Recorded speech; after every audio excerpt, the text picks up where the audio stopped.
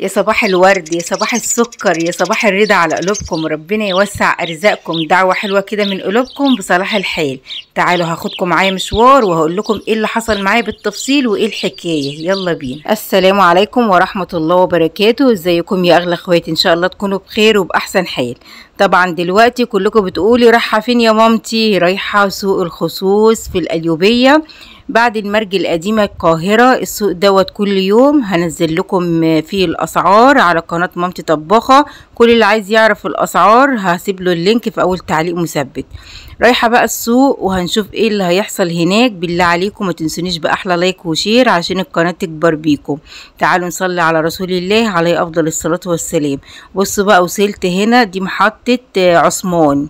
طبعا انا كنت راكبه من على الدائري، دي محطه عثمان. هننزل بقى كده من فوق السلالم دي وهنمشي حته صغيره هنلاقي السوق قدامنا على طول. تعالوا ما نشوف بقى ايه اللي حصل في السوق، خليكم معايا. بصوا وصلنا السوق اهو الحمد لله. وانا بصور بقى في الاسعار لقيت واحده جايه حاطه ايدها على كتفي من ورا، فانا اتخضيت بقول لها في حاجه؟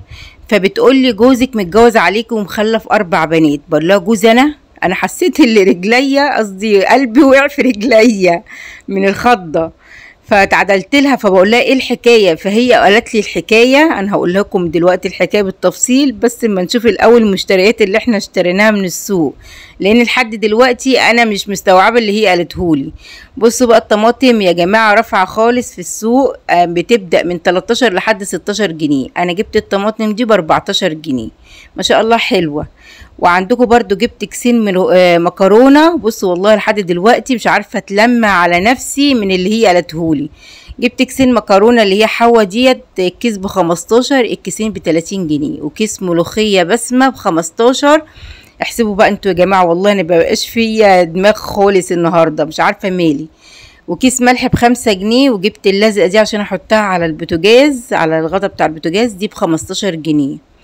وجبت ايه اللهم صل على النبي، جبت سلك مواعين، جبت ب5 جنيه سلك وب5 جنيه بريل. ليه بقى يا مامتي طباخه بتجيبيش كميه؟ بجيب والله كميه، بس اما بروح عند بتاع المنظفات اللي انا بجيب منه، لان الحاجه بتاعته لا يعلى عليها.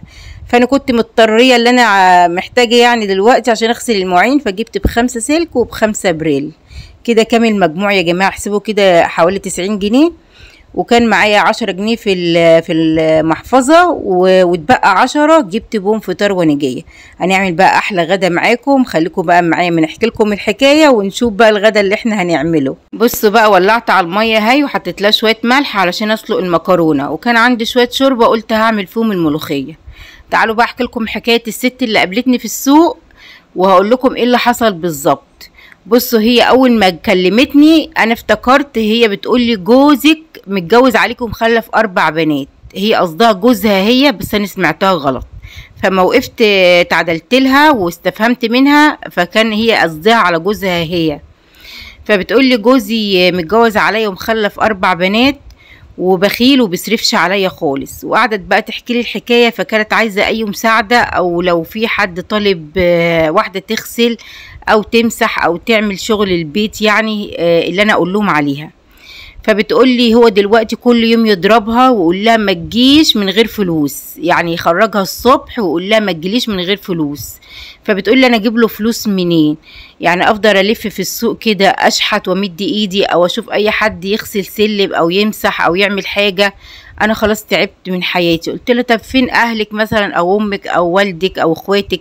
قالت لي والدي ووالدتي توفوا، يعني امها وابوها الله يرحمهم، واخواتها كل واحد في حاله. ولما بتروح ستات مراتات اخواتها بيقولوا لها ايه، انت جايه تشحتي مننا؟ احنا فينا اللي مكفينا، احنا فلوسنا على قدنا بس نكفي عيالنا. ويكرشوها، مره يدوها ومره خلاص. يعني بتقولي انا بقيت تقيله عليهم، بقالها 13 سنه متجوزه على دي الحال. هو راح يتجوز واحده بقى مبسوطه ومعاها اراضي وفدادين ومبسوطه ومعاها علشان تصرف عليه. وبتقولي مقعدها معاه، يعني هو قاعد معاها، هم مقعدهم الاتنين مع بعض، كل واحده في اوضتين وصاله. هو قاعد مع التانية علشان بتصرف، ومش قاعد مع دي خالص. بس بيقول لي ديت بقى اللي كلمتني في السوق، انت متوكله بمصاريف عيالك وتصرفي على عيالك وبيدهاش ولا جنيه. فبتقولي انا تعبت خالص والعيال كلهم عندهم حالة نفسية، معاها بنتين وولد. بتقولي اعمل ايه واجيب منين؟ قلت لها طب افتحي اي مشروع او اعملي اي مشروع. قالت لي اعمل منين، انا معيش فلوس خالص. قلت لها والله انا اعرف في تضامن اجتماعي وكده والناس تديكي، يعني بعتي والشكوى بتاعتك والناس تديكي. بص هي صدمتني لما قلت لها كده، اتصدمت. عارفه ردت عليا وقالت لي ايه؟ قالت لي جوزي ده اغنى واحد في المنطقه. عارفين اغنى واحد يعني ايه؟ بتقول لي عنده اراضي وفدادين في اسماعيليه مش عند اي حد. والله اتصدمت، قلت لها معقول؟ قالت لي والله، والناس عمرها في حياتها ما هتديني جنيه واحد علشان هو مبسوط. قلت لها طب وليه بيعمل معاكوا كده؟ ليه بيعمل معاكي كده؟ قالت لي عشان بخيل. قلت لها يا نهار ابيض، ده الا البخيل ده يا جماعه والله.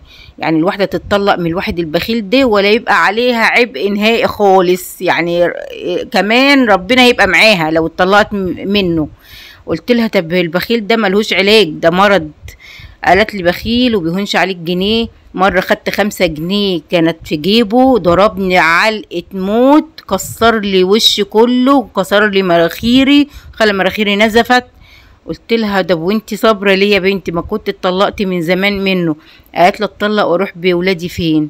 ما انا وليش ولا ورث ولا بيت ولا اهل ومش متعلمة ومعيش شهادة. بصوا يا جماعه والله انا مش عارفه اتكلم واقول ايه. انتوا لو عندكم اي حل لمشكلتها دي اكتبوا لي في التعليقات، لان انا دماغي قفلت خالص. يعني هو متجوز واحده تانية وعايش معاها علشان بتصرف عليه، وهو عنده اراضي وعنده فدادين. شايفين يعني الموضوع؟ وديت مش مسائل فيها، وبقول لها إيه، عايزه تاخدي عيالك وتمشي، خدي عيالك وامشي، انت مش فارقه معايا، تبقى بتدخليش قرش. هتدخلي قرش اقعدي، مش هتدخلي قرش ما تقعديش. وعنده اراضي وفدادين، انتوا سامعين يعني اللي هي بتقوله؟ طب قولوا لي بالله عليكم اقول لها ايه دي ولا اعمل لها ايه؟ في ناس كده دلوقتي، انا دماغي قفلت على الاخر. يعني في كده سبحان الله، لا حول ولا قوه الا بالله، حسبي الله ونعم الوكيل فيه وفي امثاله. قولوا لي بقى، اكتبوا لي في التعليقات، انا مش عارفه اقول لها ايه. يعني شغلها خدامه ومرمطونه وقول لها ما تجيش من بره الا لما تكون جايبه لي فلوس. طب هتجيب له فلوس دي منين يعني؟ ومعهاش شهاده ولا متعلمه ولا اي حاجه خالص. سبحان الله ولا حول ولا قوه الا بالله. استغفرك واتوب اليك يا ربي. يعني الواحد ياما هيورد عليه، وناس كتير غلابه وناس كتير محتاجه، بس الواحد هيتكلم يقول ايه؟ وفي رجاله كتير. شكل الراجل اللي احنا بنتكلم عليه ده راجل ايه؟ المفروض الواحد اصلا ما يقولش عليه راجل. وبقول لها طب هو شغال؟ قالت لي لا مش شغال، هو مش بيشتغل، هو هي بتصرف عليه من فلوسها وقاعده ومبسوطه، وانا قاعده لايصه بعيالي وولادي كلهم جالهم حاله نفسيه واكتئاب، مفيش اكل ولا شرب ولا في اي حاجه. بتمد ايدها يا عيني، بتقولي شوفي لي شغلانه، وانا بالله عليكم اشوف لها شغلانه فين؟ يعني مش عارفه اتكلم اقول ايه ولا مش عارفه والله. اكتبوا لي حبايبي في التعليقات، ومعلش بقى اللي انا دوشتكم بالموضوع ده، واشوفكم على خير، والسلام عليكم ورحمه الله وبركاته.